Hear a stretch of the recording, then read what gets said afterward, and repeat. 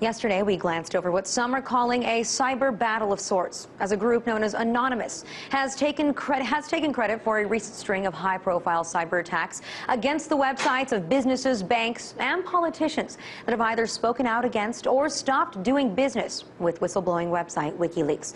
Those include MasterCard, Visa, Sarah Palin, Joe Lieberman, Swiss Bank, Post Finance, and rumors are swirling about Amazon.com.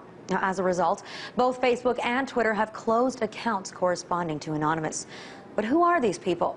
And is what they're doing illegal? Well, joining me to discuss it is an Operation Payback representative.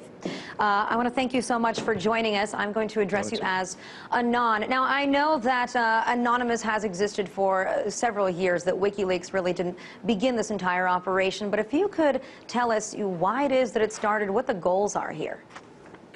Well, of course, Anonymous started years ago, but the real goals of this are to show these companies, such as iPlex, the software company that delivers copyright notices. They DDoS'd torrent sites that refused to be taken offline.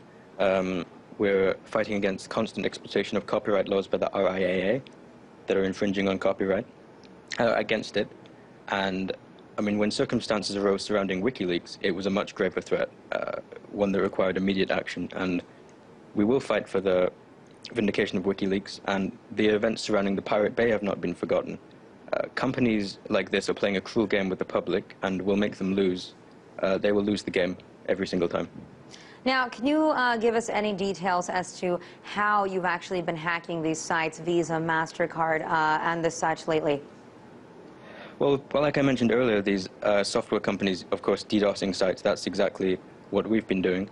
Among other things, we have been DDoSing sites. We've been flooding them with traffic so other people can't use them.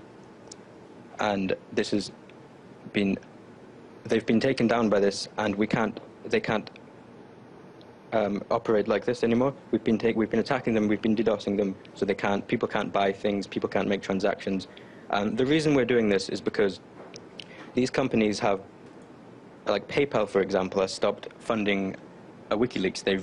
They took the funds from WikiLeaks and they refused to give them back. They have given them back now, but we believe this was not really an act that they wanted to do. They were forced to do it. And we have been attacking sites like PayPal, Visa, MasterCard. These are the main sites we've been attacking through the same means that we mentioned earlier. But from what I understand, you actually have thousands of people that are volunteering their computers, yes, essentially downloading this program? Yes, well, you don't even need to download a program anymore. Anyone can do it. Anyone has a voice that can stand up and do it. We have over 9,000 people, more sometimes, that can just stand up and say this. They don't want these sites playing this game with the public. They can take them down using this simple program, and they don't even need to use the program. They don't know how to. If they don't know how to internet, they can just load up a browser, type in the details. They can volunteer for this and have a voice of their own. But Anyone, now, the average Joe can do it. Legally, can these people be gone after? I mean, can somebody prosecute them or prosecute the group Anonymous for what they're doing? It's no, the chances of getting caught in this are basically zero. I mean, there are thousands and thousands of computers attacking at once, and there's no way to distinguish them and voluntary attacks. And, the administration isn't directly attacking. We simply, coordinate and direct the attacks. Like I said, the computers who are actually doing the attacking, the DDoSing, are actually volunteers who offer up their bandwidth to our cause. This could be anyone. This could be people listening now. This could be you. It could be anyone. We just simply offer the means of doing it. Everyone involved is aware of the risks. So. Well, as I can imagine, that probably doesn't make the government all too happy, considering there is such a legal gray area here. But what we do know is that Twitter and Facebook have both taken down the accounts for Anonymous. Has that disrupted your ability to communicate with people, to garner more support for this? Not really, not whatsoever, basically. Those Facebook and Twitter accounts were made for updates and support rather than the coordination of the, attacks. We made them to update. And they take them down, we'll put 10 more up. And if they take 10 down, we'll put 100 more up. I mean, I don't think they feel like playing whack-a-mole with us. They're not going to stop the Facebook and Twitter accounts. Is it just whack-a-mole, or would you consider this a full-on cyber war? That's what some people are calling it. Figuratively, at worst. War could be considered between two states. Anonymous is not a state. It would be expressed more as a revolution or a protest. as it is the public standing against agencies that would silence them. But war does sound a bit better on the media, so I guess you could push war, but more a protest or even a revolution. Now, what we heard today is that you were planning on hacking Amazon.com, and the media then, shortly after, reported that your hack, in fact, didn't work. But is that true? What's the real story here? That is untrue. They obviously, the news reports that cited that obviously didn't get it quite right. We decided not to attack Amazon.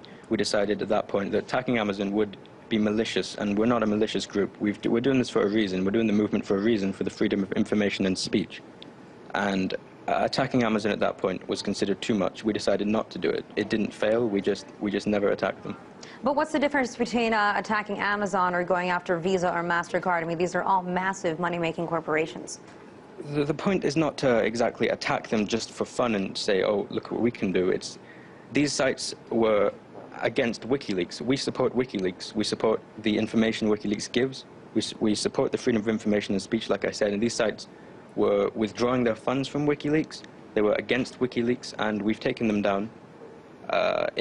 Like I said, we've taken down Visa, MasterCard, and PayPal for quite some time. Over the past however many weeks or months, mainly just yesterday and today, they've been down for.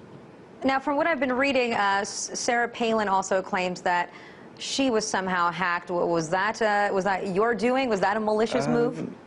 Well, we don't really care about Sarah Palin that much, to be honest. I don't really know what she's trying to accomplish or what attention she's trying to gain, but we personally don't care about Sarah Palin. It might have been a member or a group of members that have tried to do this, but not a major attack that was planned, not a major movement that was planned, no. Now, politically, this is definitely something new. We haven't really seen it in such a massive scale before, but do you feel like you have the ability to stay one step ahead? You think that you're going to win this, for TV purposes, war? Yeah, we're always one step ahead. The internet itself is always one step ahead, where it's so diverse. Anonymous is diverse, the internet's diverse. If these companies try to play these games, they try to take down sites because of stupid reasons. They try to use our own tools that we're actually using against other sites that they claim to be illegal. I mean, we're one step ahead. We have technology that's one step ahead of them, and we will always have technology that's one step ahead of them. All right, well, Anand, thank you so much for speaking with us. We really appreciate you coming on and telling us what it is that your goals are here and a few details about how you're doing it. Thank you. Yeah.